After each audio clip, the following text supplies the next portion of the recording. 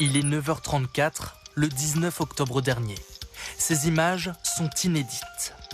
Un premier braqueur entre dans la galerie après avoir brisé la fenêtre. Il est vêtu d'un gilet jaune, le visage dissimulé par une cagoule.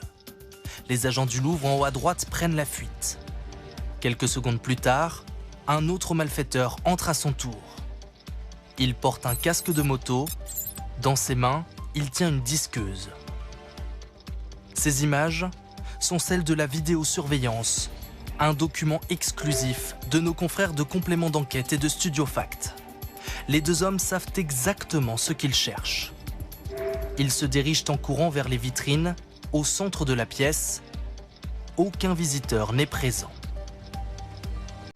Alors qu'ils tentent de casser les vitres, un premier vigile revient avec un poteau.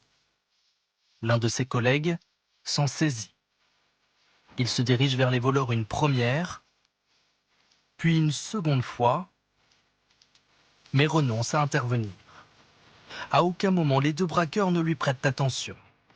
Les deux malfaiteurs tentent de briser les vitrines qui leur résistent encore.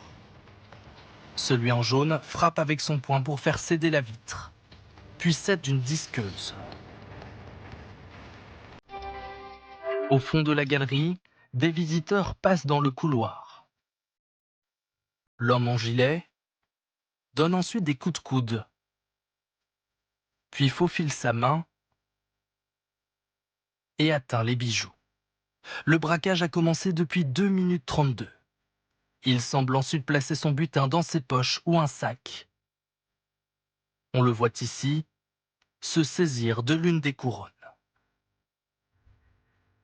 Pendant ce temps, son complice, juste derrière, peine toujours à briser la vitre et frappe lui aussi violemment pour la faire céder. Ils doivent s'y mettre à deux pour réussir à accéder au présentoir. À cet instant précis, le premier homme commence à prendre la fuite. Dans sa course, il fait tomber 2 objets non identifiables sur ces images. Il prend le temps de les ramasser. Il est suivi par son complice. Il se dirige vers la fenêtre par laquelle ils sont entrés. L'un d'eux passe même la tête la première. Le casse du Louvre n'aura duré que 3 minutes et 52 secondes pour un butin estimé de 88 millions d'euros.